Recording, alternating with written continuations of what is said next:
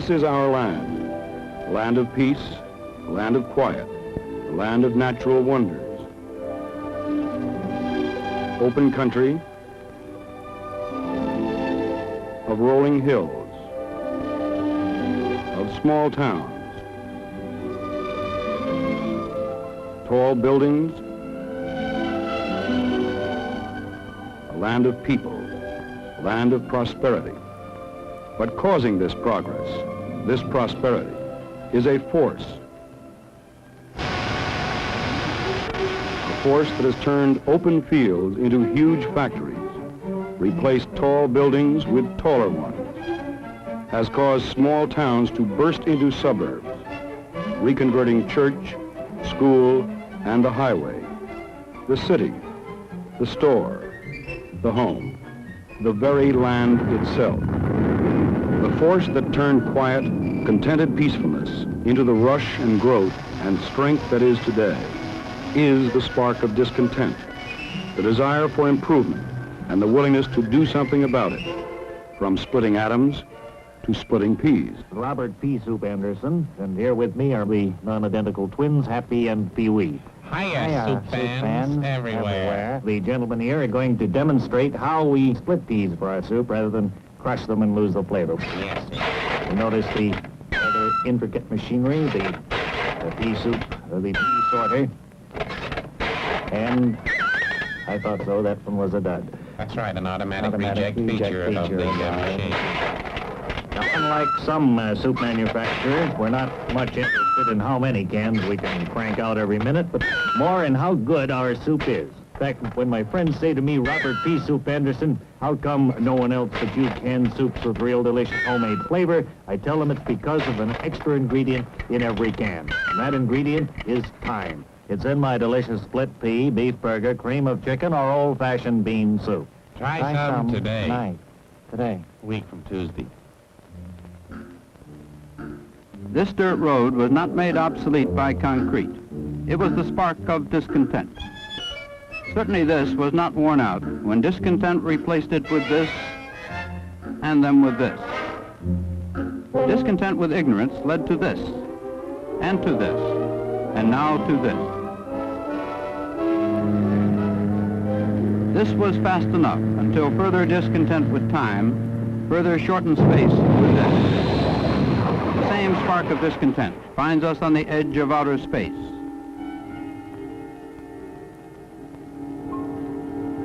Discontent finds us seeking the heart of the atom's nucleus. The spark that ignites man's progress is the thrust that carries man further, the power that ignites change. But what if there were no spark? A person or a people that is contented, satisfied, that accepts what he finds little progress, sees nothing new, creates nothing better. Nations that are content to remain as they were are passed by. To live the way your father lived is not enough for a nation where discontent creates the desire for something better, faster, easier, fuller. Discontent with the old causes the new, sparks improvement, a better way of life for more people. The new is created by the inventor to fill the needs of people. To supply their demands comes the manufacturer. Manufacturers combine to become an industry. Industries become a national economy. From its production comes the answer to the dissatisfaction of people, a market for which to make something.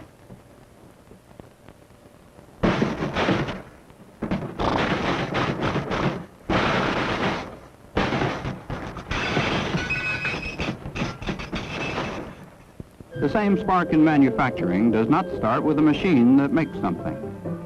It does not start with a supply of raw material. It starts with a need, a desire created by discontent, and produces this, the new.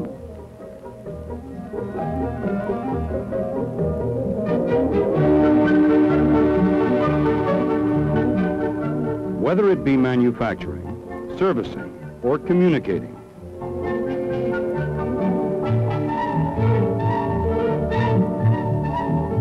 success relies upon knowing who wants what, how many there are, where they are, what they really want. The product itself must meet people's preferences for features, color, shape, weight, and price. Whether you call it product research or market research, it is really people research. The finding of people's discontent, the making of the product or the service or the form of communicating that meets that discontent. Once the product has been created, it must be delivered through wholesaler, distributor, through warehouses, or made on order through fast air freight, all at the most efficient, most economical rate to retailers or dealers for final delivery. Again, it is the wishes of the people that designs the distribution as they designed the product. Discontent with the old, the outmoded, the poor, inefficient, ugly, slow, painful, can be born within you, or it can be sparked by the discontent of another. In all the world, there is probably no group of people more discontent, more intent upon spreading their own discontent, more dedicated to the belief that improvement and progress are possible if people will only desire them, than that group of people collectively called advertising. An expert has called advertising a happy business filled with unhappy people. They are unhappy and discontent. It is their business to be. It is their job to spread the spark of their discontent, to lead others to see there is a better way through finer things for a fuller way of life. The function of advertising is to best show the product that fills the need that created the product. Advertising skill is that of showing.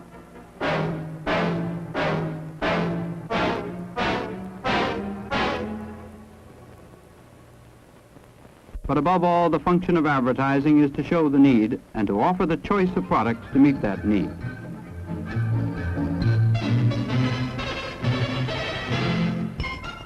Key to progress is competition. Improvement in one requires still greater improvement in others. Competition requires choice. The people see, study, compare, review, and judge each new product feature and vote with their purchasing dollars. Through its display of choice, advertising creates competition, accelerates improvement.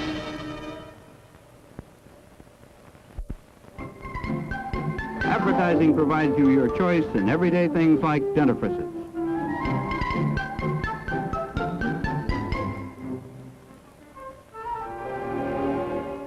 Advertising gives you your choice of detergents.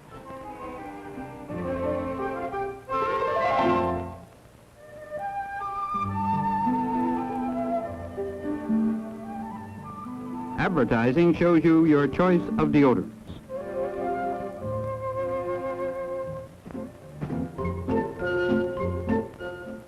Advertising even provides man's best friend his choice.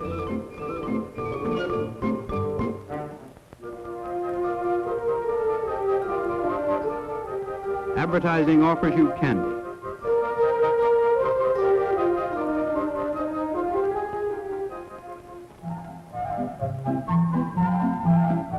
For the children, there are toys.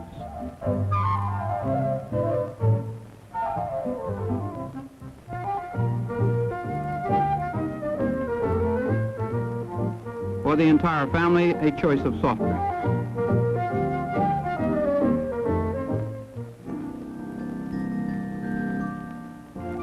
And you have your choice of the modern spread for bread, margarine.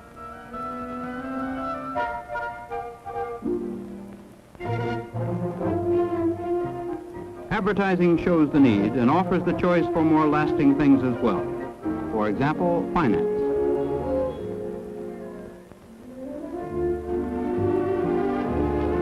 Advertising shows you your choice of metals.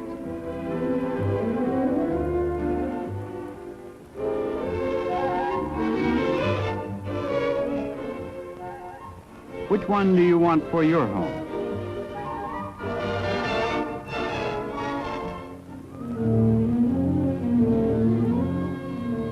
Through advertising, farmers have their choice as well.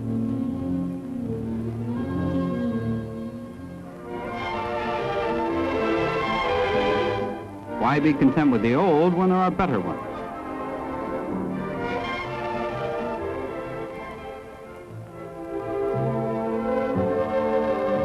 You can't afford not to take your choice.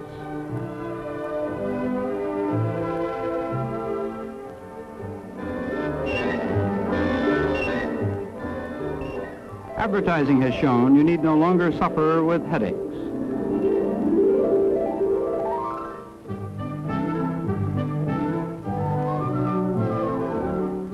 You need never have another flat tire.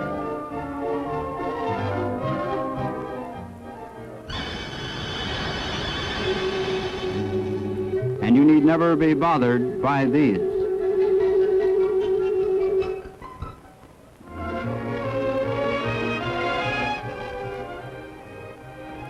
Today, there need be no ugly women, only lazy ones.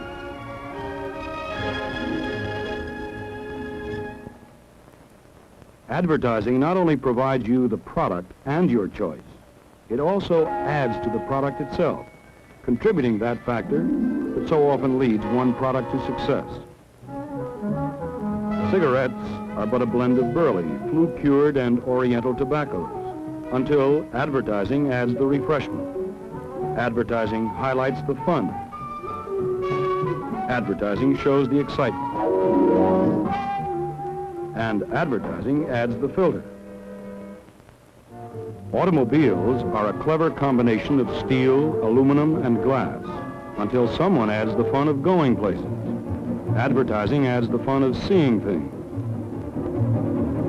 Enjoy the fun of the family together. The pride of owning this combination of steel, aluminum, and glass. Fruit are things which contain the seeds for more fruit, until advertising shows the health of oranges. Advertising illustrates the coolness of apples. Advertising adds new ways to use the familiar peach and shows the beauty of pineapple. Coffee is a blend of Brazils, milds, and robustes, until advertising adds the flavor. Advertising adds the wake you up. And advertising invites you to sleep. And remember the sociability. These are the nation's top 100 advertisers for 1959. Their total advertising investment was $1,700,000,000. These advertising dollars sparked these companies to total sales of over $100 billion. And these $100 billion sales dollars enabled these advertisers to pay $6,600,000,000 in taxes. Each dollar in advertising created the sales that created almost $7 in taxes. The same skills of advertising add impact to the need to prevent forest fires.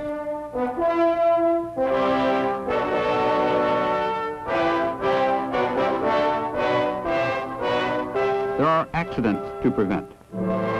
Recruits are needed by the Navy.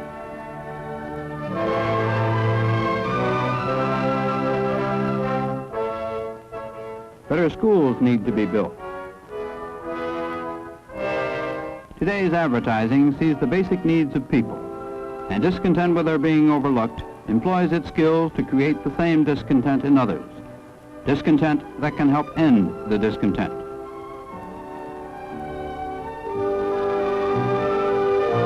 Advertising seeks to find the discontent that requires improvement. Whether it be the improvement of people or products and the need for news about both, advertising must keep pace with today. Who, 20 years ago, would believe that every last one of these symbols of American strength would be scrapped by this? Who, 10 years ago, knew these wondrous electronic tubes would be made obsolete by these more wondrous transistors, now being replaced in turn by these tiny diodes? Who today believes these efficient detergents may soon be replaced by ultrasonics that clean without water, clean with sound alone? The gas turbine requires no spark plugs. Echo requires no relays. The solar battery requires only the sun. Discovery, based upon discontent, daily adds to these missile names any schoolboy knows. Today's language of rockets and space. Discontent created these new nations just since the end of World War II. Discontent daily changes the map of our world. How many of these Nobel Prize winners can you name? Are you able to describe any of these new sciences? But today's manufacturer must find which of these new elements can combine into new products. Just as the manufacturer searches the sciences for new products, the advertising agency seeks new ways to dramatize the product's ability to meet the demands that created them.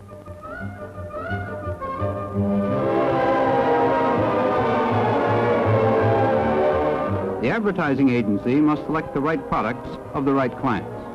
For these, it must select the right things to say. In the right way, at the right price, at the right time, and often enough to the right people. An agency's success depends on its ability to combine statistics with dramatics, cost accounting with modern art, law with poetry, cash with clients. Yet all this is but the start of an advertising agency. Today's advertising agency acts as translator, taking the products available and translating their properties to match the wishes of people. And often this translation must work in reverse. With the agency's knowledge of people, acting to help the manufacturers plan improvements, new products, and new uses for existing products. Either way, progress is based upon a form of fact-finding called research.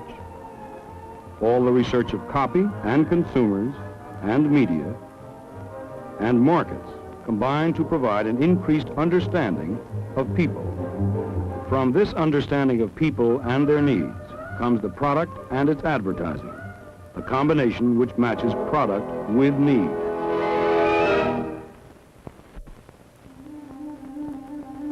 Although gray overcoats are no warmer, you seldom see men wearing red ones. A diamond is pure carbon until it forms a ring. Popular books are read because they are popular. A man is more content to drive at 35 with 300 horsepower under the hood. Southern colonial homes are built in New England, while Cape Cod fishermen's homes are built in Florida. People are people. Products for these people fill more than just physical needs. They fill emotional, psychological needs as well. The problem of advertising is to find and measure this need, to match the product and its advertising to this need, to show us in the right way that here at last is the solution to our own discontent. Sometimes emotion is a function of the medium of communication, a function that rubs off on products and companies using that way of reaching people. Although products may look alike, contain similar ingredients, provide the same service, products are not alike in the psychological, emotional needs they fill. The advertising agency must find these different needs and match them. Should the product offer relaxation or excitement? For the first time in your life, feel really clean. Or humor? What a shave you get. A wonderful, comfortable, downright kissable shave. Or just pure fun?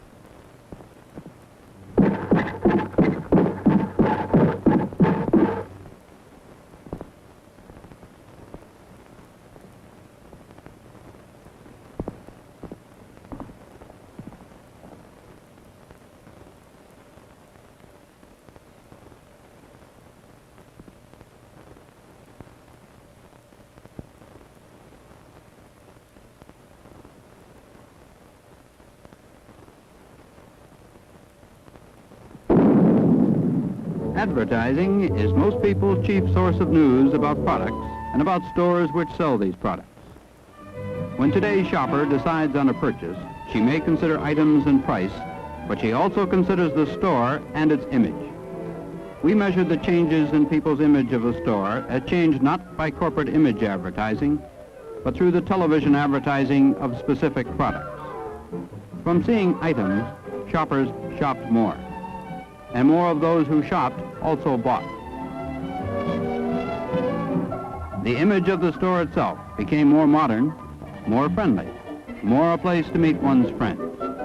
Advertising, therefore, matched the desires of the buyer with the item and with the store all at the same time. The same power of advertising to speak for a product can create your own company spokesman. How many of these company or product spokesmen don't you know? This Westinghouse. I'm Manners the butler. And won't you try one of these new Kleenex table napkins? Hello, I'm Ed Reimers, speaking for Allstate. By George, everybody ought to keep extra heating bulbs on hand. So for the most modern air conditioning at its economical best, ask about gas air conditioners at your local gas company now. Time for Bosco syrup. And Dick Van Dyke. Have you not heard of Dash? Hi, I'm Lee Marvin, just brushing up on my judo and enjoying my favorite smoke, Pall Mall.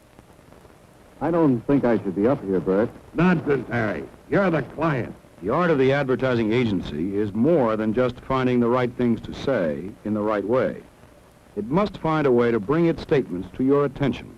And this becomes the task of mass media.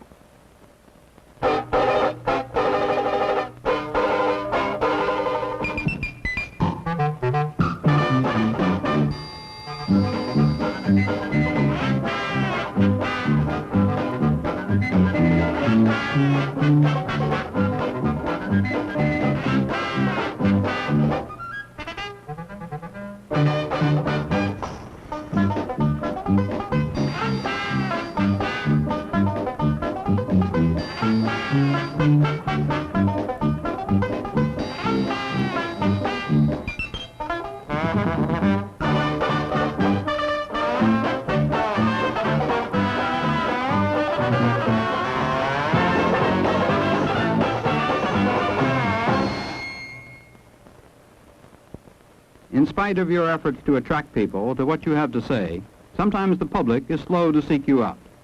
The Savings Bank Association of New York State combined newspaper, supplements, and regional magazine editions to explain the differences between their forms of banking and others. In a test with TVB, Benton & Bowles spent for their client equal dollars in television. Here is one of their typical print ads. And here is one of their television commercials. Take a good look at these 8 people. Can you tell which one is a New York State financier? Take your time. Okay? The answer is all of them, because all 8 are depositors in New York State mutual savings banks.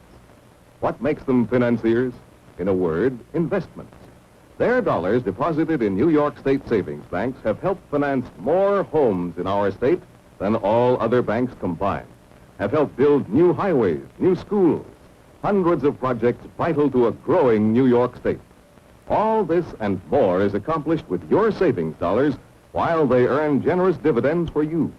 For, as our 8 financiers have also discovered, no other bank in our state pays more on your savings. Yes, it makes good sense to put your savings in a New York State savings bank, where your money works only for you. The results of this equal dollar media test? Consumer awareness of the advertising was much higher for television. But, more important, ability to cite specific copy points was 156% higher, television over print.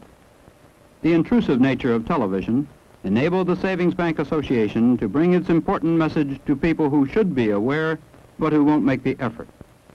If you are more interested in your product than the public is, perhaps this intrusive power provides the answer. Television, because it is a conspicuous medium, is an easy critic's target. All advertising, because it is a conspicuous industry, is an easy critic's target.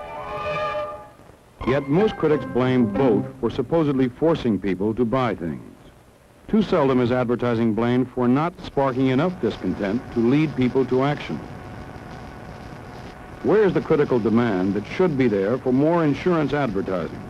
Insurance needed when the average family has only $9,500 in life insurance. After this, these $9,500 equal only 19 months' income. Blame advertising for the fact that 78 out of every 100 Americans have yet to take their first airplane flight. You bring back souvenirs of the most intriguing places. Many souvenirs. For instance, of London, and you'll tip your hat to Qantas service. Of course, between here and Frankfurt, Qantas is a choice link. Qantas 707s bound for Italy have spacious cabins. There's plenty of room to roam. And surprise, a short hop away, that's Australia now with Qantas jets. Down under to Sydney, over yonder to Rome, or for a flight to Frankfurt, a happy landing in London, or a trip around the world. Be sure to tell your travel agent you'd like to pack a Qantas flight bag. The spark of discontent needs lighting when only 1 out of every 8 people owns a share of stock, when department stores are filled with fine products we don't know about, when your black and white has not been replaced by the wonder of color. Criticize advertising for not sparking our discontent with outmoded, inefficient, obsolete products when better ones are available. Advertising must remove them to make way for the new. As long as there are things that can make your life better, there is a need for more advertising.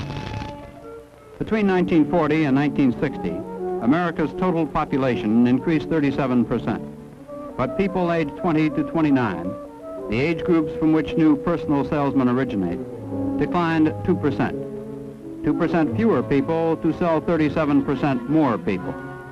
And the next 10 years will see 20 million more Americans to enjoy more leisure time, more things. Certainly, this dramatic growth demands an increase in mass awareness of better products, of easier ways, of more effective living. Mass awareness is key to mass production, and mass awareness can only come from mass communication, which is advertising. For more awareness, more production, more effective living, we need more advertising. Today, only advertising can provide the magic path along which come new Horatio Alger success stories, new companies and new industries who, through the mass media, are able to compete on equal footing with far larger, older, better established competitors. Not long ago, the field of detergents was dominated by 3 giant competitors. Then a small newcomer appeared. First ladled out of a bathtub back in 1933, it stood still for 20 years. But when the manufacturer became an advertiser, turned to mass media to tell the people about his product, sales zoomed to over 9 million bottles a month, while his advertising budget grew from $10,000 a year to $18 million a year. So successful was Lustoil that it not only created a new product, it created its own competition, each offering the housewife her choice of all-purpose liquid detergent.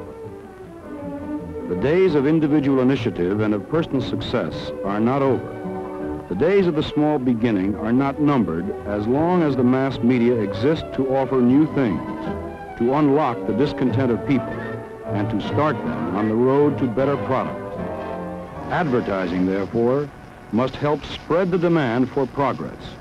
And the progress of America will be measured by the progress of discontent.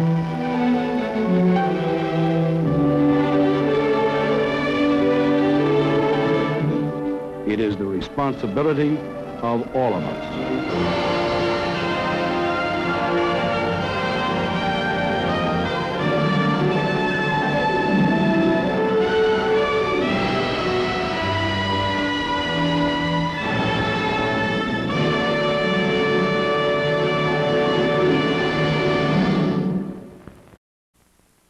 On behalf of Will Shelton and the members of the creative department, we'd like to introduce you to an informal study of some of the planning and creative thinking that went into current advertising developed by the agency.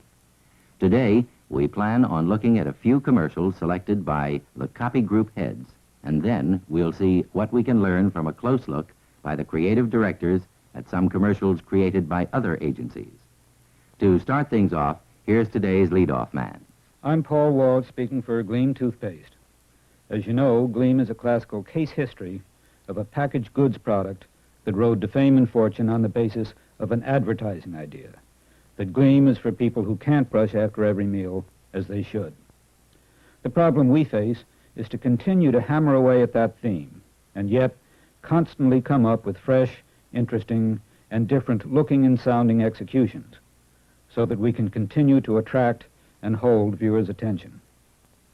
The commercial you are about to see illustrates how Connie McKenna took a thoroughly familiar Gleam slice-of-life situation and breathed into it new life and fresh interest. The commercial is called Fiesta, and it opens with a classical Gleam situation. Mother and daughter are just finishing lunch. But mother and daughter are not the usual Gleam types. They're Spanish-speaking Mexicans, and they look and act every inch the part. The heart of the dialogue, the words we wanted our viewers to understand, we supered as subtitles, in the best foreign movie tradition. Juanita, ya que terminaste de comer, te vas a lavar los dientes con Gleam. Sí, mamá. Juanita, ven, la fiesta ya empezó. Está muy bonita. Ven, vamos. ¿Puedo ir, mamá? Sí. Gracias, Juanita. Pero no se tarden, ¿eh? Juanita, no te lavaste los dientes con Gleam. Ay, qué muchacha. Mothers all over the world have a problem getting their families to clean their teeth after every meal. And if you can't brush after every meal, brush often with Gleam. Whenever you brush with Gleam, you destroy bacteria that can cause tooth trouble or mouth odor. Here's proof. See how most harmful mouth bacteria like these are destroyed by brushing with Gleam with GL70, patented cleaner and bacteria fighter. Ah, ¿te estás lavando los dientes, hijita? Sí, mamá, con Gleam. So remember, it's worth it to brush often with Gleam, even if you can't brush after every meal. The CSMI test for this commercial gave us a total related recall score of 32, with a major situation recall of 25 and a major message score of 26. Proof that you can keep a good idea going almost indefinitely, if you can manage at the same time to keep it fresh and interesting. This is Charlie Blakemore speaking on behalf of Pat Bartels and John Burke, the other members of the copy team responsible for Tide Ready Packs commercials. Tide Ready Packs are simply Tide pre-measured into small transparent packets that dissolve quickly in water. Tide Ready Packs was not by any means the first pre-measured heavy-duty detergent to be introduced in the Oklahoma City market. Salvo and Vim, the tablet detergents, had already established themselves there, so that the convenience of pre-measurement was not of particular news value. Furthermore, judgment told us that the simple physical convenience of easy handling alone was not a sufficiently strong benefit to induce women to switch from other brands of free-flowing detergents to Tide Ready Packs. We had to find a more meaningful appeal, and judgment again told us that the cleaning end result is the most important benefit any detergent can offer women. In looking closely at our product and at the research surrounding the use of heavy-duty laundry detergents, we found we had two distinct advantages over all other brands.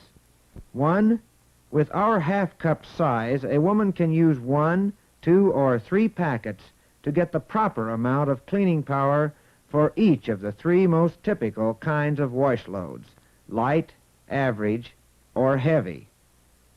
2, our packets contain Tide, America's foremost detergent, with an established reputation for unsurpassed cleaning power. Now you will see how we have executed these points of our strategy in a meaningful and memorable way by first setting up the problem of proper measurement and then offering our solution, Tide Ready Packs, which make cleaner clothes as easy as 1, 2, 3. Keep in mind, too, that we had to get a strong announcement flavor into this advertising. Hey, catch. Oops. What are they? New Tide Ready Packs. Tide? Yes, the world's finest detergent in the best cleaning form yet. Pre-measured Ready Packs let you accurately match cleaning power to any wash load for cleaner clothes. Say, how do you measure? I'm a cheese glasser. Oh, But different loads take different amounts. so I add some. Look, here's the sure way to get cleaner washes. Just match Ready Packs to your wash load. Tough loads like work clothes, 3 get them cleaner. Average loads, take 2. Very light loads, 1 cleans them. Easy as 1, 2, 3. 1 for light loads, 2 for average, 3 for tough cleaning. They dissolve in seconds. I've never seen a cleaner wash. Even these sneakers. You're sure to get clothes clean and bright with Ready Packs. You measure right. T-I-D-E, Tide Ready Packs. The test scores for the commercial you just saw were highly gratifying. The total related recall was 49%. And equally important, the idea of matching cleaning power to wash loads scored 24%. This is Dick Schock, and I'd like to introduce you to the newest of our commercials for a fine client, El Producto. Our assignment was to develop a kind of convertible commercial on the Alta 7.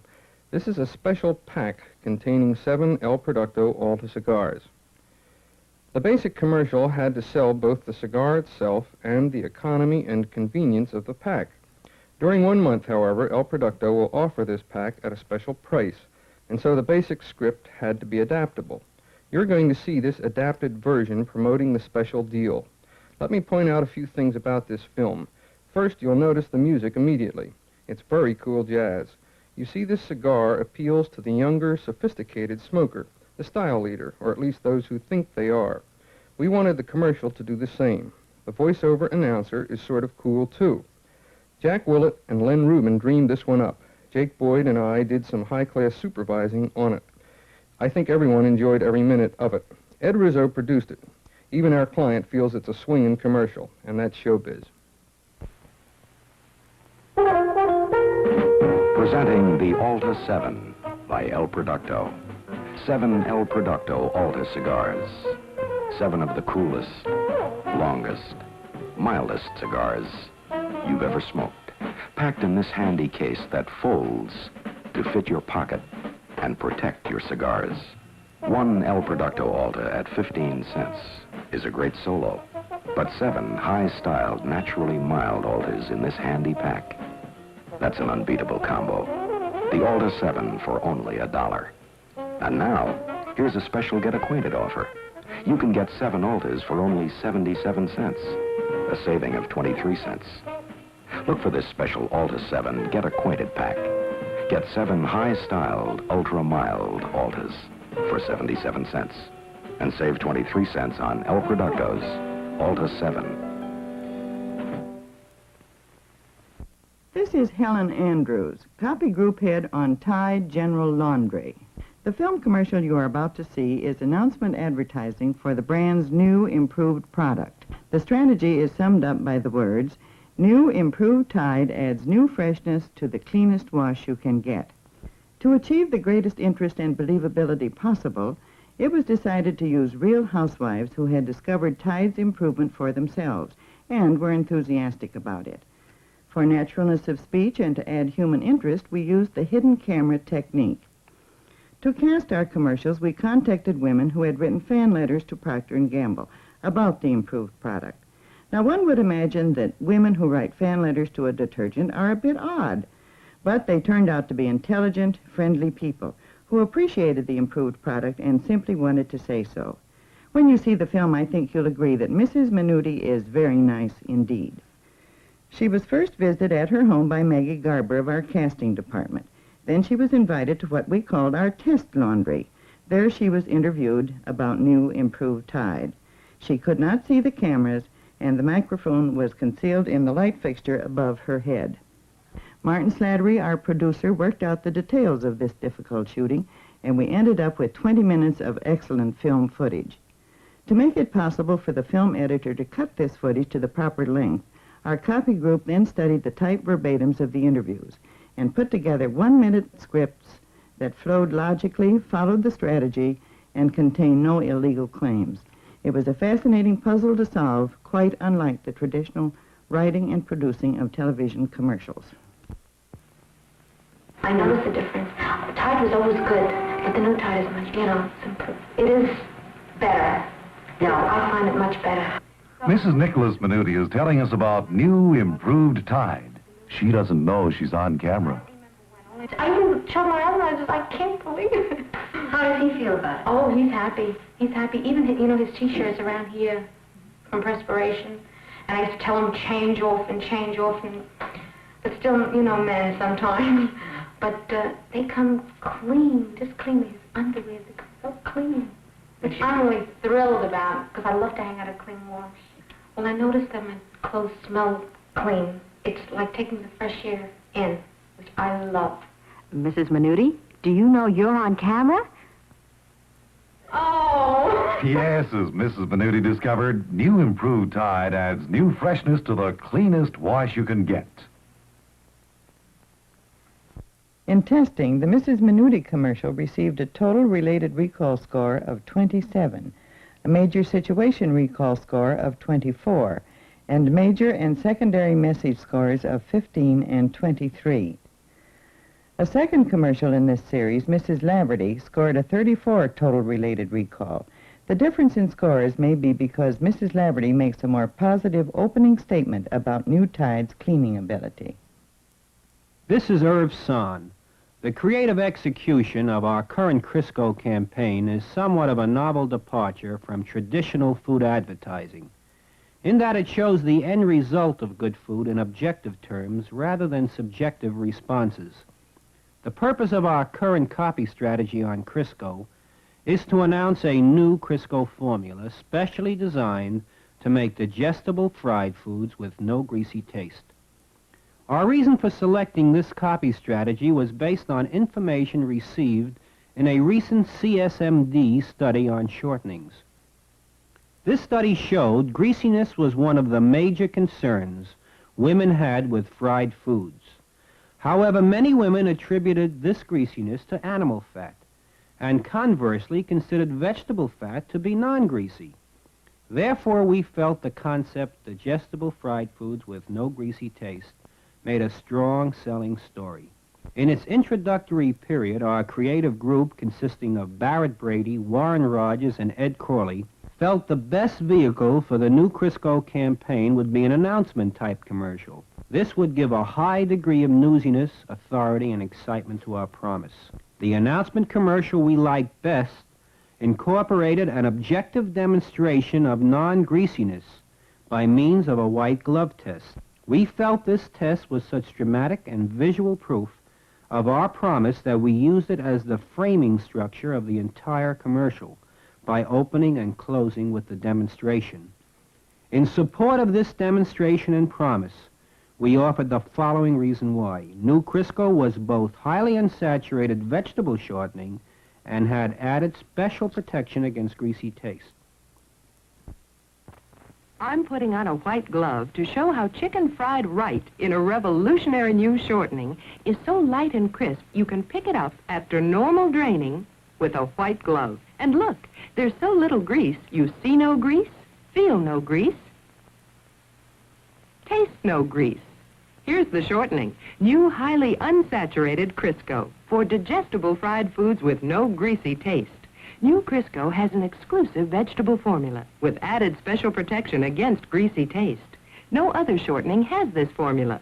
Crisco fried chicken is crisp, tender, juicy as you slice.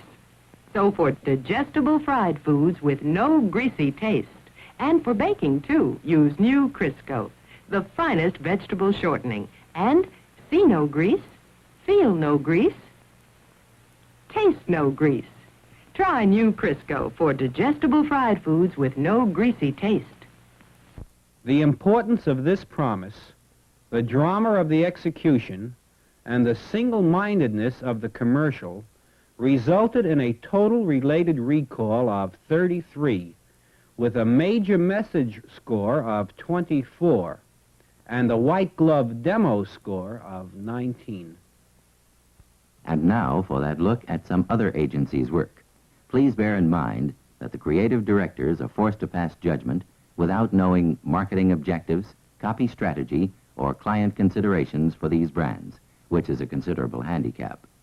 These commercials have been selected only as representative of what is being developed to advertise and sell in different categories of packaged goods.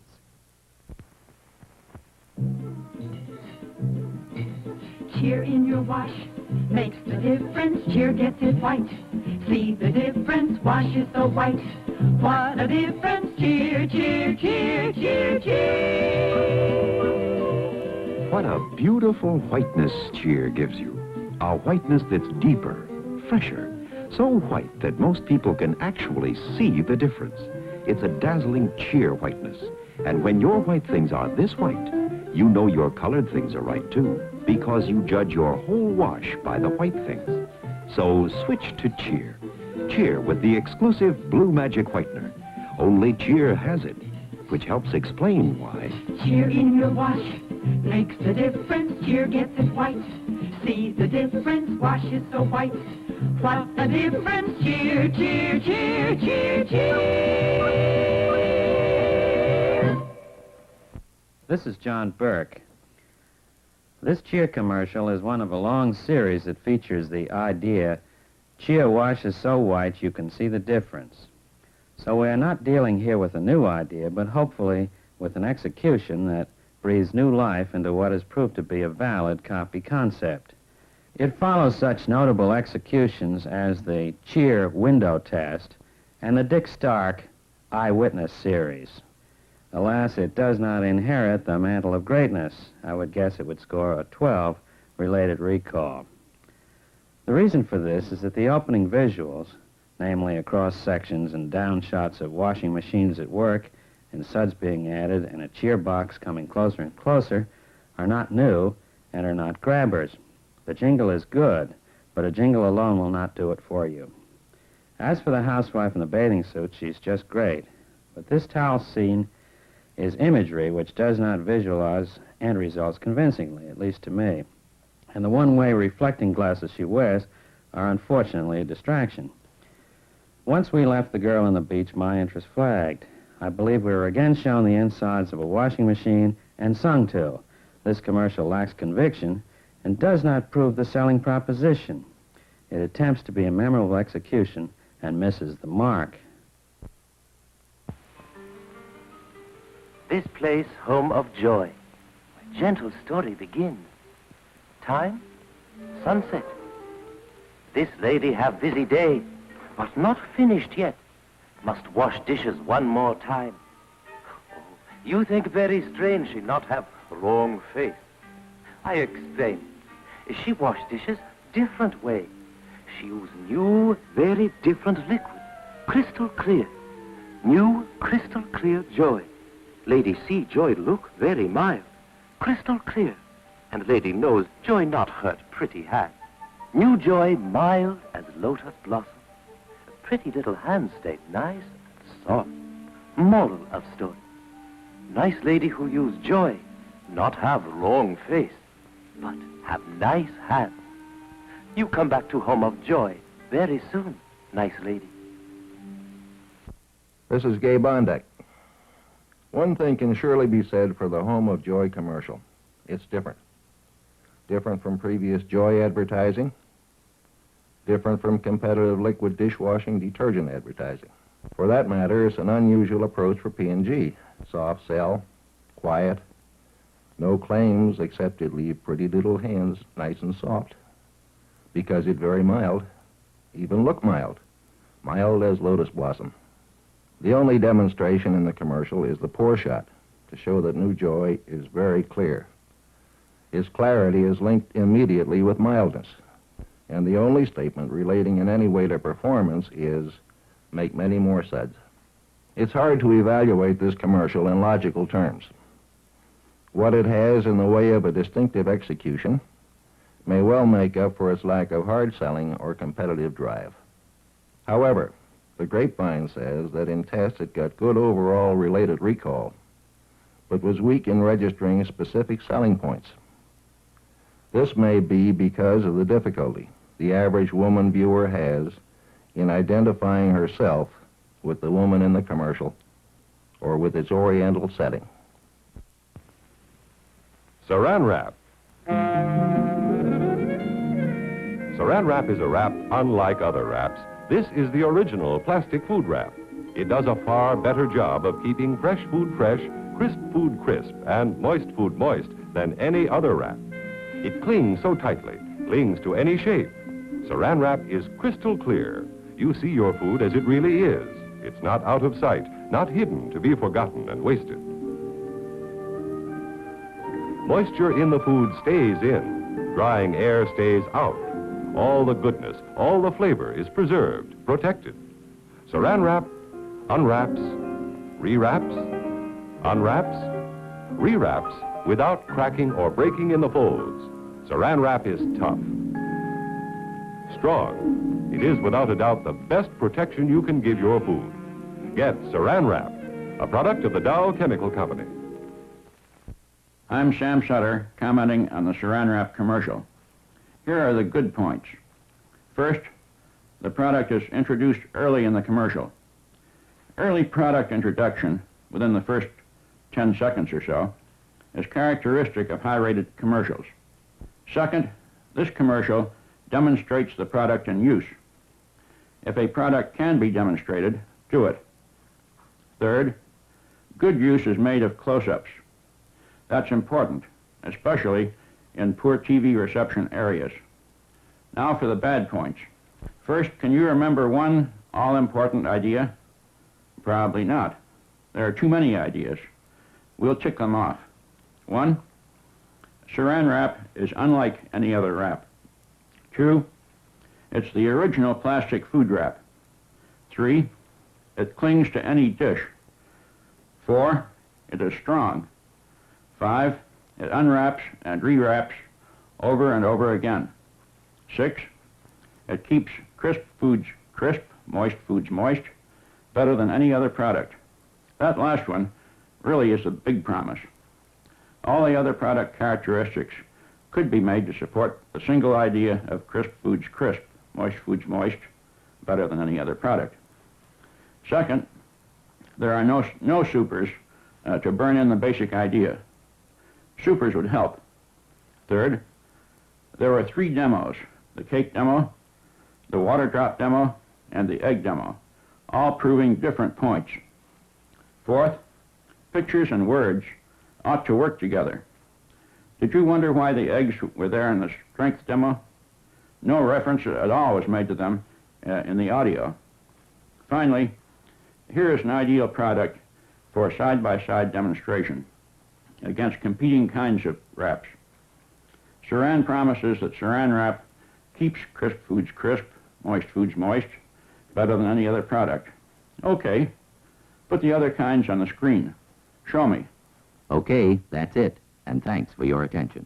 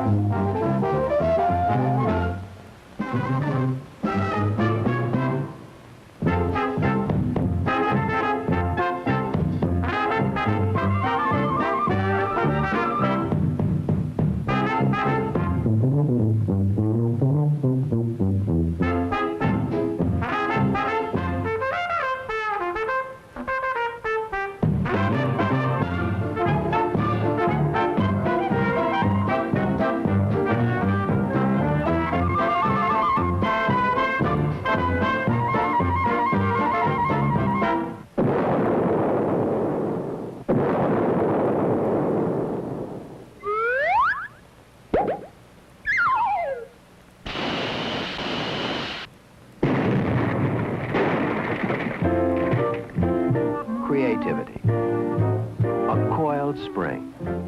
The high point where idea, dream, talent, and technique intersect. A stimulus moving us all an inch or two forward or a mile. A fresh, a joyous way of communicating to the consumer, and thus a way of selling. Creativity.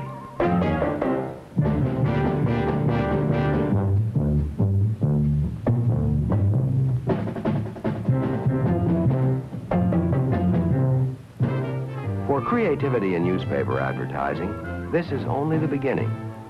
There is in this limitless world that starts always with a blank white page, only one open question. Where do you go from here? You can go, as we did, right to the world of reality, where contemporary advertising artists and copywriters grapple daily with the hard issues involved in mating creativity with real ad problems. What if they suddenly had the relatively free hand they often yearn for? Carte blanche, the literal empty white page. Only this, with a minimum of conditions. Choose a product, we asked, from a list of 9. Hypothetical, but realistic. An airline, a soft drink, a synthetic fiber, a laundry detergent, a nasal inhaler, life insurance, a facial soap, an automobile air conditioner, a convertible station wagon. For the chosen product, create newspaper advertisements that are new, fresh, and creative enough to sell. To see how creative people think through a problem like this, take a close look at an agency that chose the Iroquois Motor Company's compact station wagon with a unique feature, a convertible top, the uncovered wagon. Possible sports appeal, dual audience appeal, with an emphasis on youth. What fed the creative juices here? One of the basic things you face in this convertible station wagon is that it is a very sensational new product, and we, in all our various approaches, we constantly felt that we could do it the most justice by showing this product itself, demonstrating what it did in the clearest, simplest terms possible. We have, we hope, reminded people of their need for such a product, and we have also clearly shown the product itself, which is not too easy a product to define. What we've done is to remind the reader of the kind of a conflict that exists, for example, between a husband and wife, not a sexual conflict, but just the fact that he wants a convertible, and the woman, being a sensible person, needs a station wagon because of the kids and the marketing and so on. And would buy one car, it would be a compromise, and you'd get a station wagon, see. But here's a car now that allows the man to have his convertible and the woman to have the station wagon. And a phrase that we refer to, the Sun Wagon, world's first convertible station wagon, is the car that's both a sensible station wagon and a sexy convertible. Let me start with the teaser. The teaser ads, and the dialogue says, well, none of the children are grown, we're going to get a convertible. And his wife says, a convertible? We need a station wagon. What with all the planning, all the traveling we plan? And he says, for 30 years, I've dreamed of owning a convertible. And she goes on, luggage and tanning equipment for Canada and beach equipment for Florida. And let's see what happens when you do it in a comic strip technique. Yeah, and this particular ad would go in a different section of the newspaper that would appeal more to younger people. And the guy is saying, let's get a convertible. And his wife says, dear, you know we need a station wagon. He says, we're young and sporty. Name one good reason we shouldn't get a convertible. And she comes out with the kids, I can name you 4 good reasons. And we took one of the elements that would be in this convertible station wagon, that is the button you press to have the car convert.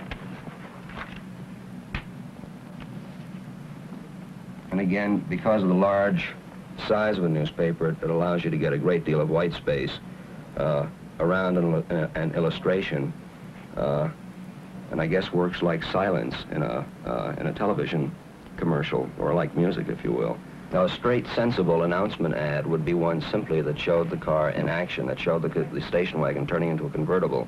Now, of course, this is employing another unique aspect of newspapers, and that is its timeliness, the fact that it is indeed a news paper, and this is using newspapers to bring the news of a new product, an extraordinary new product.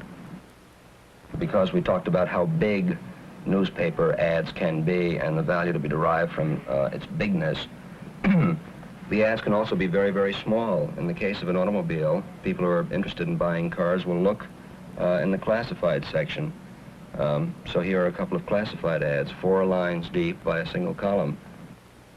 The headline says, "Look how easy it is to turn a sexy convertible into a sensible station wagon without getting up from your chair." And then you fold down here. So it's, "Look how easy to turn a sexy convertible into a sensible station wagon without getting up from your chair." There it is, a convertible. There it is, a station wagon. And if you think that was easy, get out of your chair right this minute and go see the Sun Wagon. You'd be flipping through and you'd come across this. It's a picture of a station wagon. The headline is, "Can this sensible station wagon turn into a sexy convertible?" Of course, it's the Sun Wagon, world's first.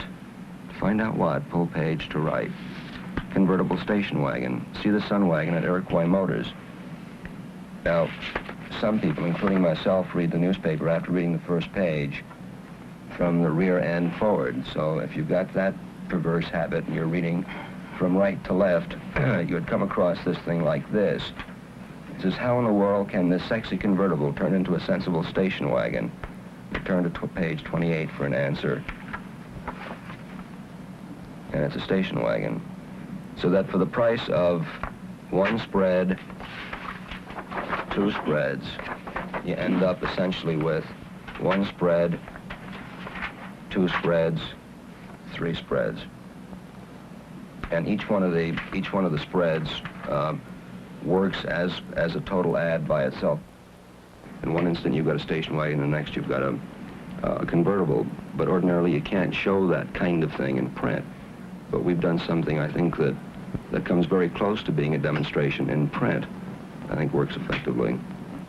From New York to Pittsburgh to Detroit, Chicago, and Los Angeles, advertising agencies of all sizes joined in our experiment in creativity, building creative ads for a variety of hypothetical products.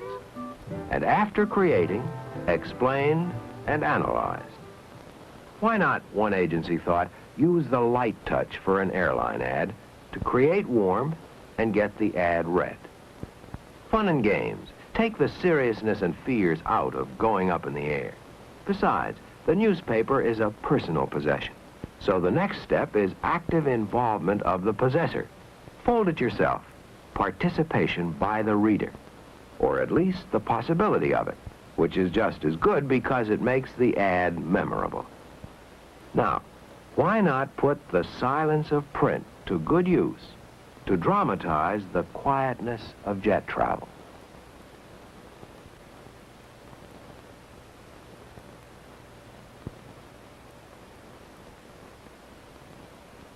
Most essential, you've got to grab the reader, perhaps with a story telegraphed, fast and crisp. With this technique for an inhaler, you not only get the active prospects, but the interruptive value of the ad can get you everybody else as well. And the liberal use of white space in the busy marketplace can set your product apart, special and different. For advertisers who require high frequency, the same approach works well with other units. A commercial in print? Good graphic photos tell the full story for a detergent. And here the eye can return to see what it wants to see. The realistic close-up, one of the most powerful tools ever invented to help people really see the point. Be bold. Be startling. Let your art go loose and free. Be European, as in this ad for a soft drink, and you may also be effective. There's always room for a clever device. Can't decode the message? Bring the reader's hand into the act, and his mind, heart, and purse may follow. When is a can opener an eye opener? Right now, in this teaser ad for a convertible station wagon. No doubt about it, newspaper has texture. Why not make it work for you by doing as the ad says? Pin her up on the wall, back away 20 feet, and make the blemishes fade with hearts and flowers. For the same product, another agency thought, why not turn to style, neo-Victorian elegance, lushness of word and design, amusing anachronism and detail? Still another agency had different ways of looking at the same problem. Convey a feeling, an emotional tone by emphasizing the primitive, natural elements of beauty. Use hand lettering instead of type to point up simplicity and the return to nature. Give the coupon a fresh new look by making the product itself serve as the coupon. Is monotony always bad? Not when you use it purposefully.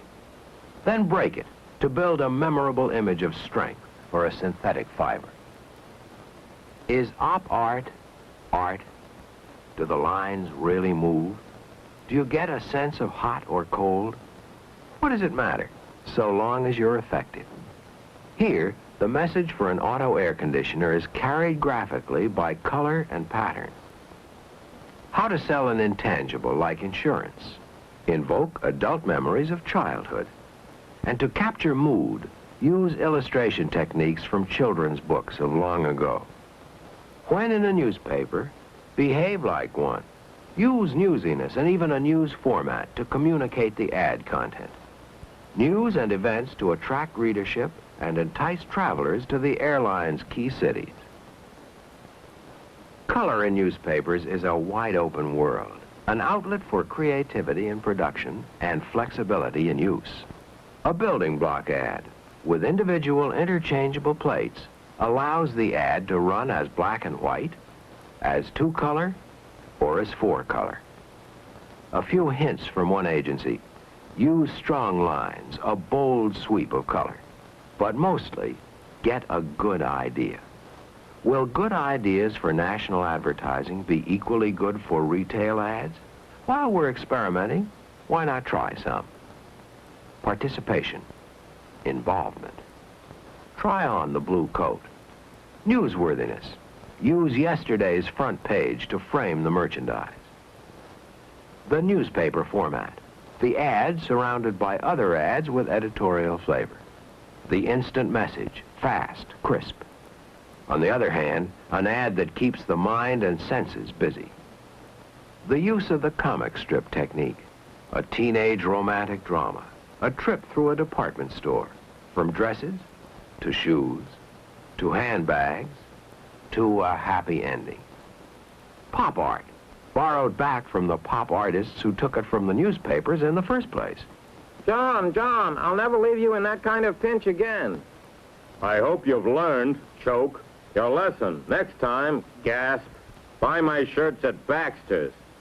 Meanwhile, at Baxter's, there's a big sale going on. Lessons from the masters. From Picasso's double view of a woman to a merchandising concept. 2 sides to every woman. From Georges Seurat's pinpoints of form in late 19th century Paris to textures in contemporary fabric. There are no bounds to creativity. So, where do you go from here? You can go to a way out world, the world of what if?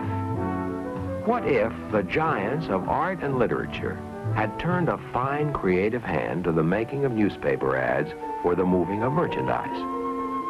What if Peter Bruegel and Henry Fielding were working together at JSPX&W, combining Flemish peasant joys with 18th century English lit? In which, for the slaking of urgent thirst, it is respectfully suggested that, in the interest of incomparable contentment and satisfaction, but nonetheless with a paucity of sugar and a plethora of vitamins, a 6-pack of Dot be procured when next the path to the supermarket is trod. And why not unite French primitive painting with English nonsense verse in the creative team of Henri Rousseau and Edward Lear? There was a young lady of Cholmondeley, whose face was most sorely uncomely. When asked if she'd rather have soap without lather, she said, "I'm not dirty, just homely." Softer touch, fresher feel. All this plus our special 3-bar deal. Now, blend abstract expressionism with Irish stream of consciousness for an auto air conditioner.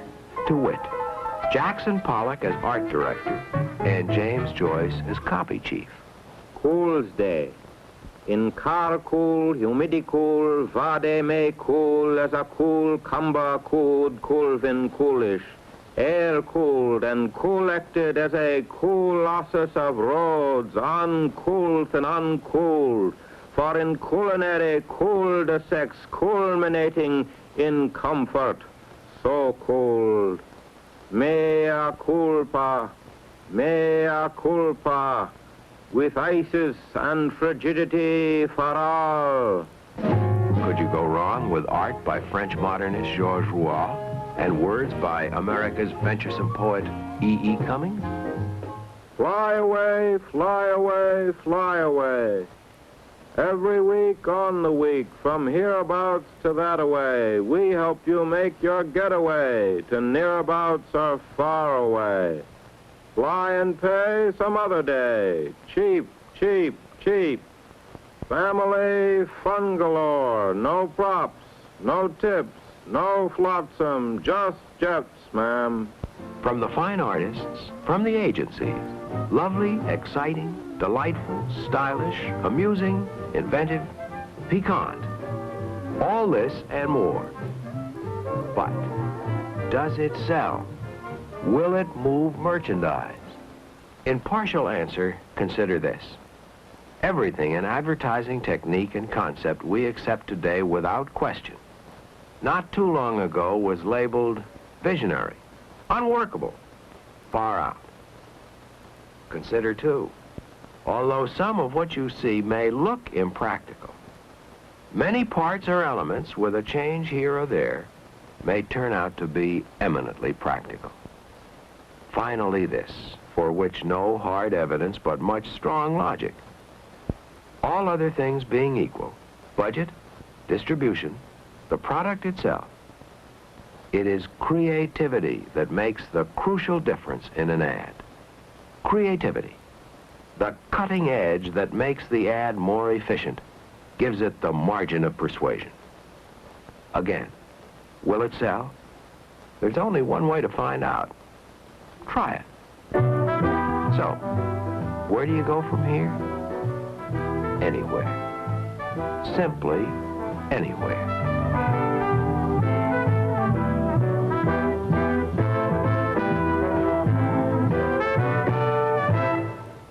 The ads you have seen were intended primarily as experiments, not as insertions ready to run in today's newspaper. They are a portfolio of ideas designed to stimulate the imagination and to encourage advertisers and agencies to explore the endless opportunities of the medium. Some participants in the experimental program had reservations about using newspapers for certain purposes. But when creative people were specifically urged to think about these challenges, they found highly feasible and successful ways to meet them in newspapers. Concentrate on building an arresting idea for your newspaper ad. If it's good enough and unique, it will work. Seek out and define the strong, natural appeals of the newspaper and exploit these characteristics to the maximum in your advertising. The creative handling of an ad is truly the critical difference in the successful or unsuccessful use of the newspaper, because creativity can determine the number of people who will see the advertiser's message. This affects efficiency, since the cost of the ad remains the same. As you attract more readers, newspaper efficiency rises. Creativity affects the ultimate results of the ad in terms of persuading the reader to buy the product. To the newspaper. Where else?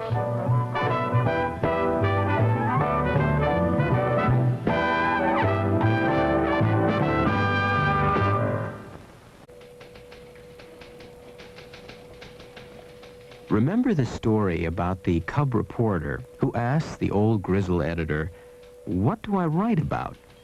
And the editor, like editors everywhere, responds with a bit of truth and a lot of sarcasm. "The world, kid, and everything that's in it." Well, as the song goes, except for the names and a few other changes, if you're talking about promotion, then the story's the same one.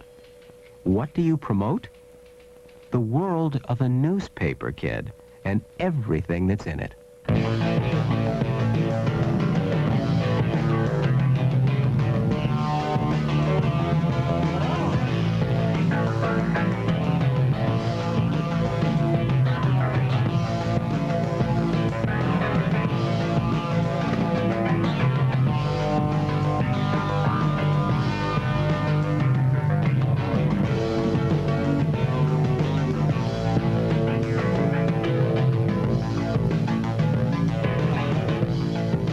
trouble is, the world of a newspaper never stands still. And that makes the world of promotion a bit like Alice's looking glass. Nothing is as it appears, and nothing appears as it is.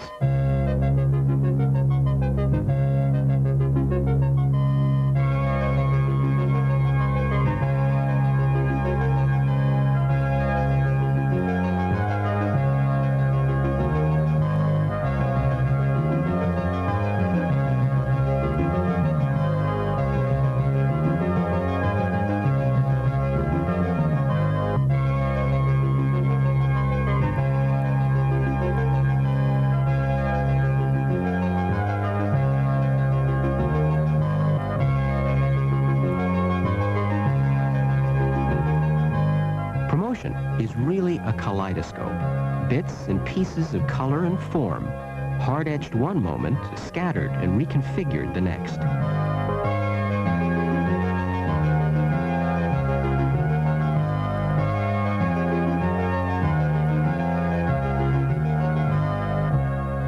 Yet for the sake of sanity, like the kaleidoscope, promotion has certain properties common to its kind. Regardless of budgets, size of newspaper, or scope of campaign, from the smallest shopper to the largest daily, promotion is promotion is promotion. Identify an audience. Identify an interest. Link the two through the newspaper, and you have promotion. In its most simplified form, those are the common properties of the promotion kaleidoscope. An audience, an interest, and the newspaper as the common link. Let's look closer. An audience is a common criterion for all newspapers. Yet as newspapers differ from one to another, so too do audiences. In promotion, an audience can be small and targeted, or large and scattered. An audience can include those who read a newspaper, your newspaper, or no newspaper at all. An audience can be those who advertise, those who don't, or a mixture of both. An audience can be an immediate market or a future market. The point is, no matter what the definition, any person or group which can affect lineage and or circulation is an audience suitable for promotion. Next, an interest. The sky's the limit.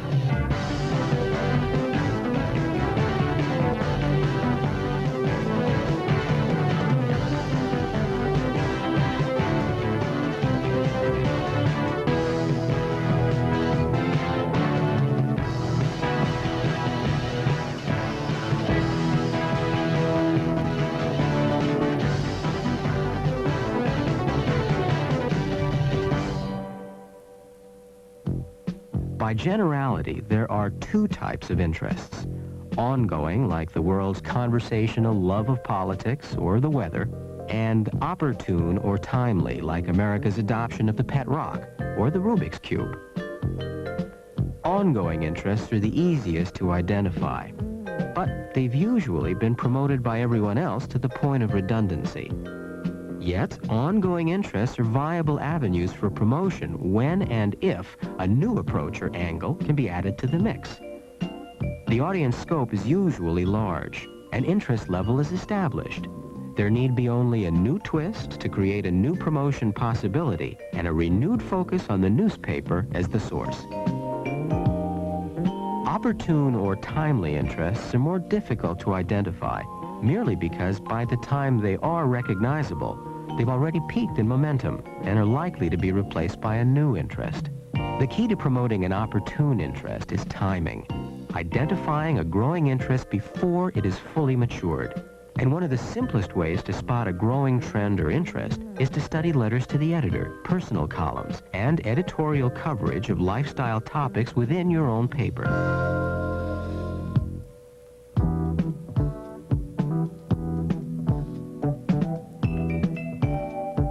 The third property of our promotion kaleidoscope is, of course, the newspaper.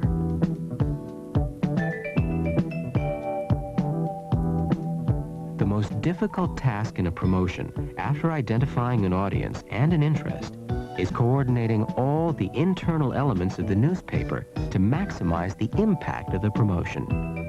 It's a simple precept and a near impossible practice, which is why promotion and politics begin with the same letter, and why most successful external promotions start with a thorough internal promotion first.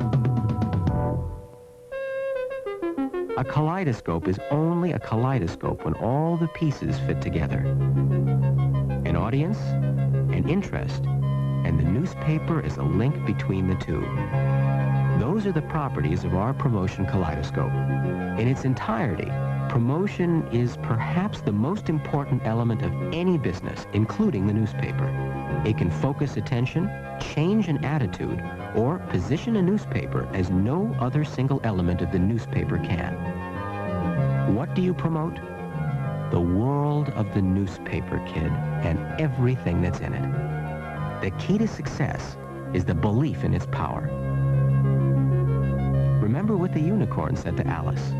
If you believe in me, I'll believe in you.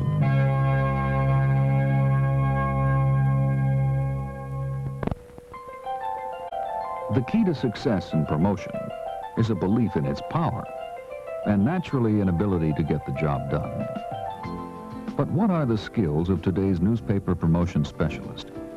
Just how does he or she get the job done? To begin with, newspaper promotion is a specialty, but a specialty that requires the talents of a generalist. Remember now, promotion involves an audience, an interest, and the newspaper as the link between the two. As a result, the promotion specialist must understand and work with all three avenues of approach. Granted, most promotion specialists have an area of expertise, like design or audiovisual or copywriting.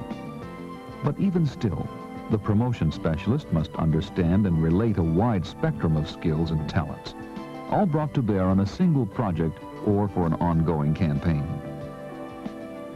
Skills and talents as diverse as any project or campaign, as diverse as the professionals involved, as diverse as the career opportunities in promotion itself. Copywriters for print, radio, and television advertising, and for brochures and speeches. Artists, graphic and illustrated. Photographers, researchers, research analysts, public relations specialists, clerical and administrative assistants, marketing specialists, planners, budget and accounting personnel, managers, production coordinators, public speakers, computer graphics experts, ad agency coordinators, direct mail specialists. All professionals, all specialists in their crafts, all generalists as they blend their particular skill with the skills of others toward a common goal, the total promotion of the newspaper. The funny thing is, with all the skills utilized in promotion, great promotion is not always a result of the collective efforts of a small army. Many times, a great promotion can and is the result of a single-person department. Simply the work of one generalist who understands and can effectively utilize the tools and talents available, even if those tools and talents are his alone. Perhaps, to be honest, that single situation, one person versus an army, is one of the allures of a career in promotion. Another is the challenge. You see, newspaper promotion may be ongoing, but it really isn't standardized. Just like an audience or an interest, promotion and the tools of the trade are ever-changing, becoming more and more sophisticated, almost on a daily basis. A promotion specialist might concentrate on a single aspect of promotion, say lineage, or the specialist might work only through a particular method of promotion, like radio advertising or public events. In total, whether it's a specialty within the specialty or a generalist's approach incorporating all the skills of the specialties, newspaper promotion, at minimum, is one of the most challenging careers in the newspaper industry. Maybe the challenge is why newspaper promotion attracts such a wide diversity of people as well. People diverse in their skills and talents, in their backgrounds, in their educations, yet people who still share some common traits. They love newspapers, the look of them, the feel of them, what they are and what they contribute to a community, to a society. They like their work. Not every day, perhaps, but in general, the routine and the unexpected. And most of all, newspaper promotion people seem to share a common spark, a certain something that can't be qualified. It's a sense of urgency, a sense that what they're doing is important for the newspaper, for the community, for themselves professionally. A career in promotion is like newspaper promotion itself, a challenge and an opportunity. The key to success is a belief in its power and an ability to get the job done. Remember what the unicorn said to Alice. If you believe in me, I'll believe in you. This has been a presentation of INPA, the International Newspaper Promotion Association, an organization of newspaper marketing professionals.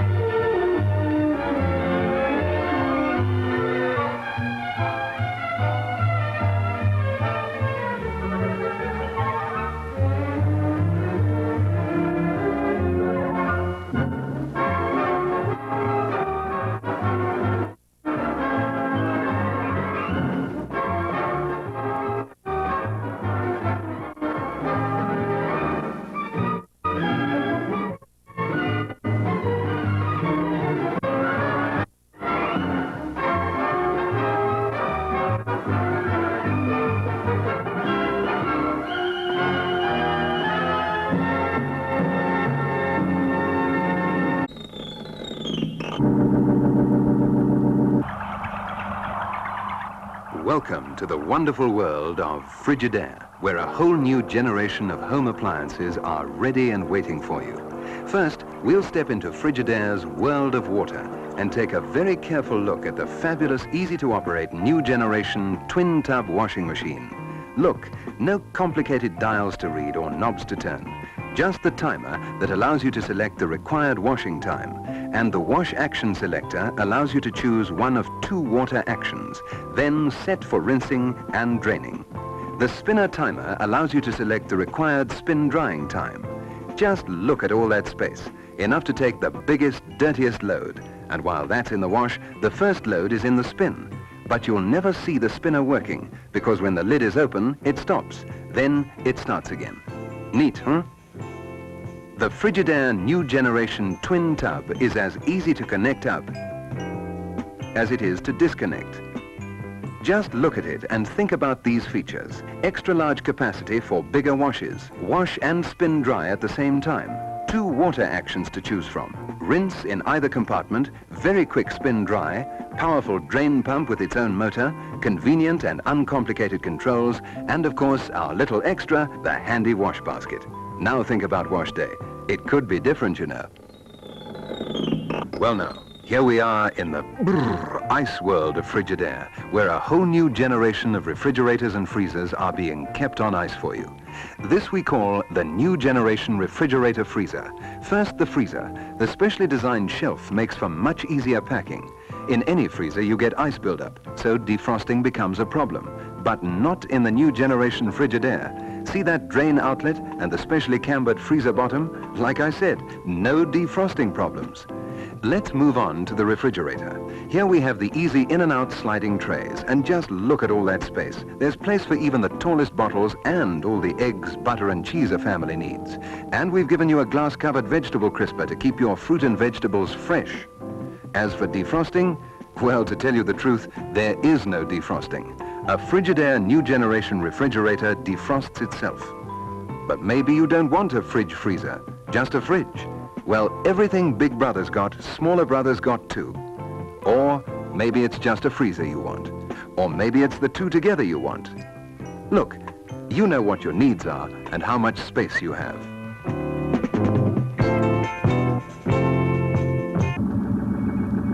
Feel that heat. It's coming from a new generation Frigidaire Cookmaster. You know, we think there just isn't another stove like it. I mean, look at that panel of instruments. Pilot lights to indicate elements in use, energy control switches, automatic oven control. We move right into the new generation with our digital clock that as good as does your cooking for you while you go out. You just set it, put your roast in the oven, and the stove does it automatically to a turn. And talking about turning, chicken on the spit and you don't have to go out for it. We call it your personal home rotisserie. And while you're in the oven, I'd like to tell you about the way it cleans itself and the slide-out non-tilt shelves. Also, the multi-purpose grill pan and grid. And for safety's sake, the Element Guard. Oh yes, in case of excessive spillage, the door comes right off and lets you really get at those hidden corners. Isn't she a beauty? The chrome trim rings removable for easy cleaning. And on the subject of cleaning, take a closer look at how much easier it is to clean any spillage on a Frigidaire Cookmaster. You just lift up the top. Notice how the wires are covered up for your safety? And wipe it up. Down here, we have the warmer drawer with its unique adjustable temperature control. I think that's everything. There's so much to tell you about the Cookmaster, you know. Anyway, if I've forgotten anything, the man over there will be able to give you all the details. All the details about the new generation Frigidaire home appliances. British short for Frigidaire.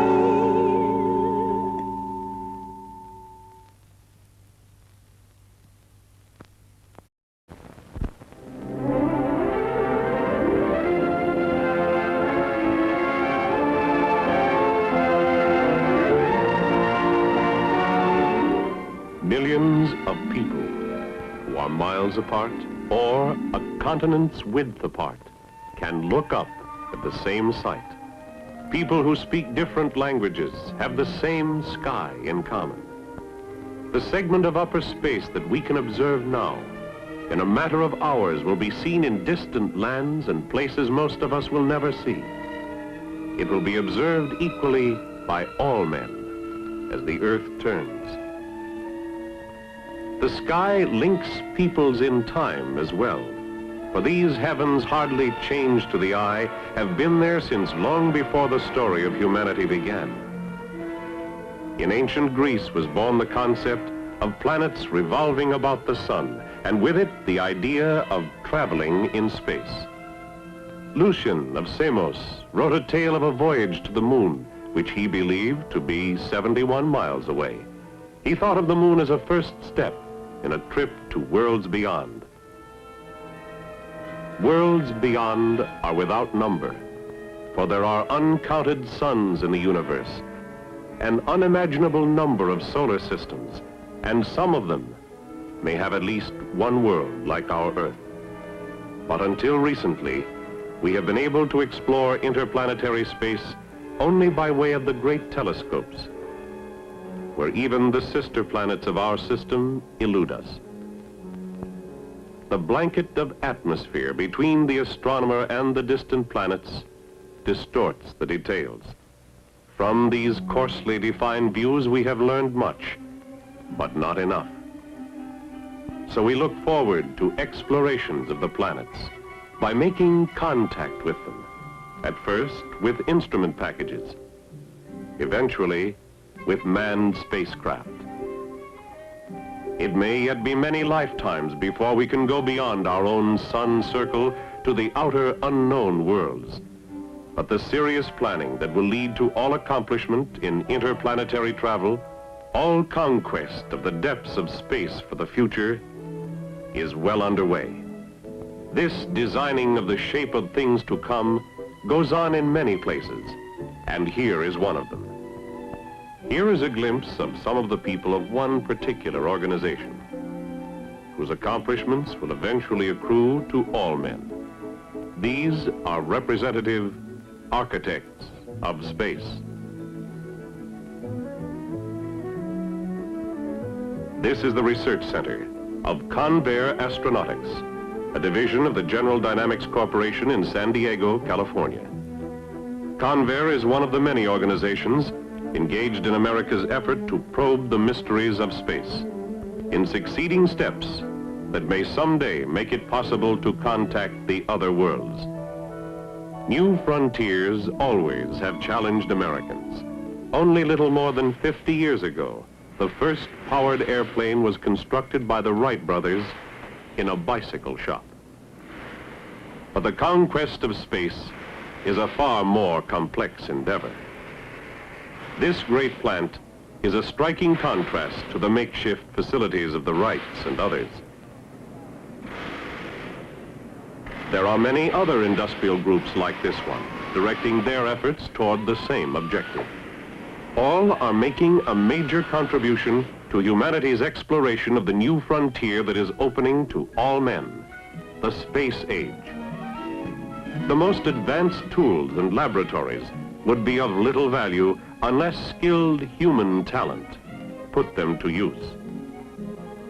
So now, some of the people, architects who are developing the shape of space achievements to come.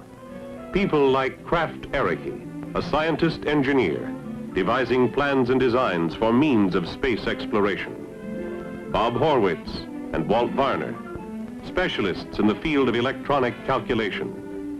Joe Lively, a test engineer.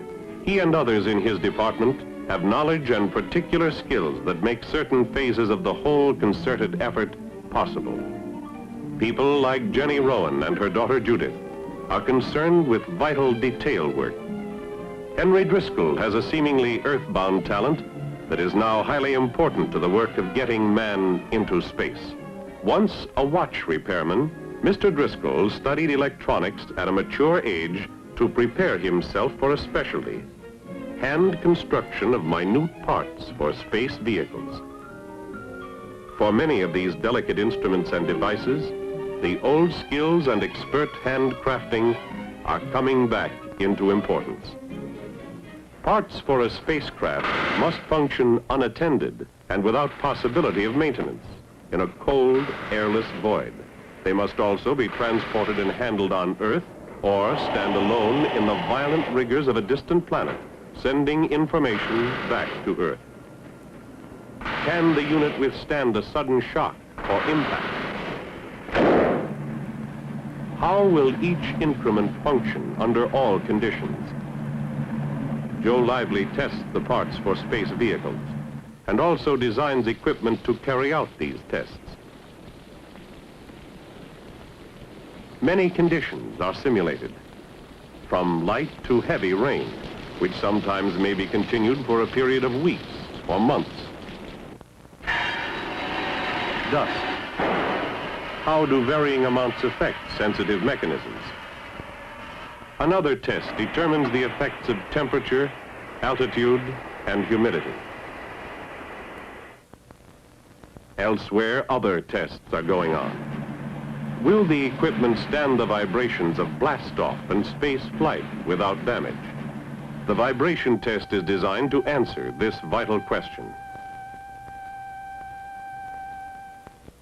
To check the effects of acceleration, how can we test fly 2,000-pound devices 100 miles an hour in the laboratory?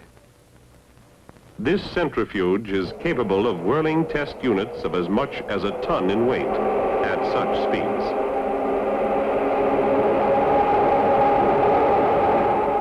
To Joe and the other engineers, the intense interest in their work is heightened by the knowledge that they are part of the most significant venture ever undertaken by man. Lunch is often forgotten for more absorbing and important problems. They are actually engaged in the vast and complex preparations leading to the exploration of the unknown, perhaps endless, realm beyond the sky.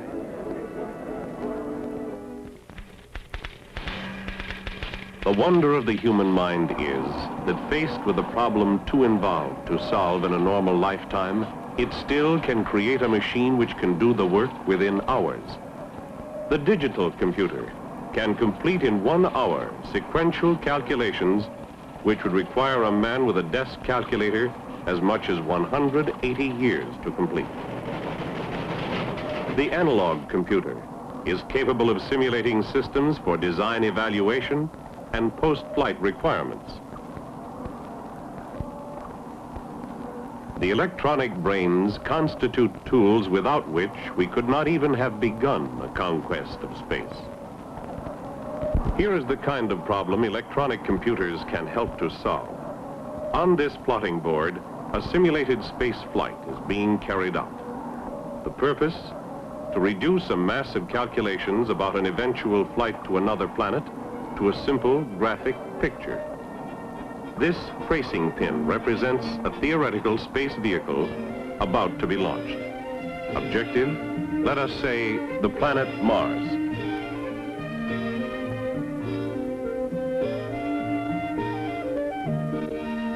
If these calculations prove to have been correct, we will then have taken another very real step in the long and complex course that may lead through many lifetimes.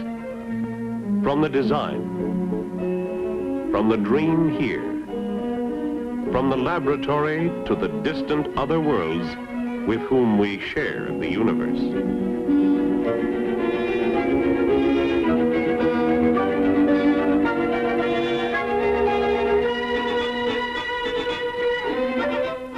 Organizing the data is relatively simple compared to the organizing of men's abilities for space research.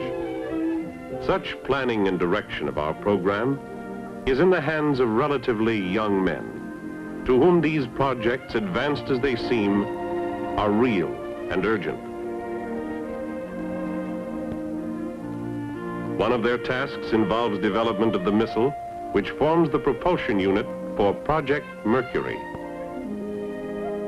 A program with the objective initially of placing a man in orbit around the Earth at an altitude of 150 miles. Other objectives are to gather scientific information, including the effect of the space environment on a human being. All safety factors must be carefully considered, and eventually 7 different flights in orbit with 7 different specially selected and trained astronauts may be made. Another of America's long-range projects for space exploration is the Centaur, which is being developed for the National Aeronautics and Space Administration. Capable of orbiting 10,000-pound payloads at 300 miles, the Centaur also would be able to place a man in satellite orbit for recovery after several days, or to place a half-ton of instruments intact on the moon, or several hundred pounds on Venus or Mars. Projects Mercury and Centaur are both underway here, with critical time schedules and deadlines affecting every department. In order to cut down the years and months which parts of the space program call for, night hours find many of the people back at work. But even though programs are accelerated and we push important advancements ahead, while dramatic announcements tell of new progress, no single breakthrough on the road to space can accomplish more than one step or fill in more than one small segment of the design of the future.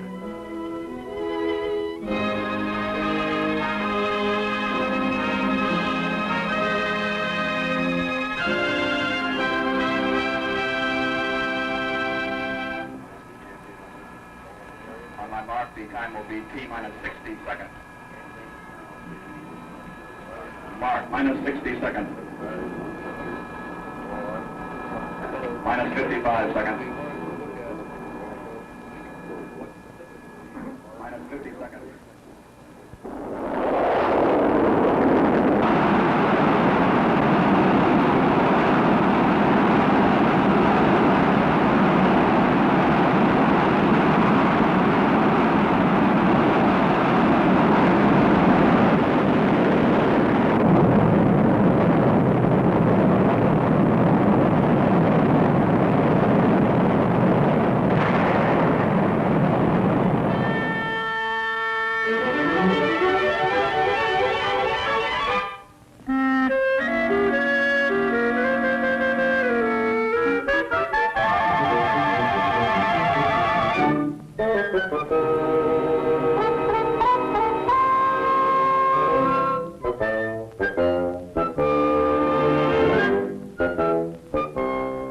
As advanced as our actual plans are today, the greater accomplishments of the time when we can travel beyond the moon orbit to the near planets in our system are blueprints that are not yet complete.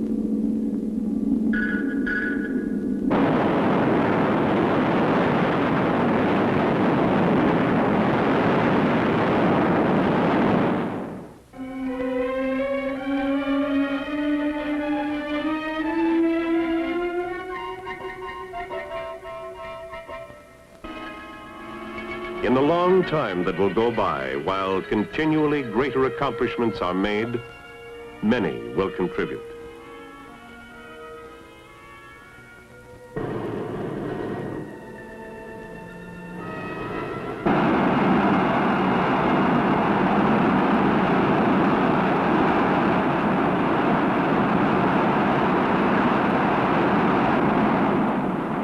The feats of flight through the blank abyss that lies between the family of the sun and the unknown otherworld planets are still in the dream phase, where designs are subject to change at the instigation of creative minds over many years to come. There will be the work of thousands and hundreds of thousands in completing the broad design for the future program of exploration in a larger corner of the universe. These people, all of them, each in the larger sense, or each in their lesser ways, are the designers of the age that now begins to unfold. They are the architects of space.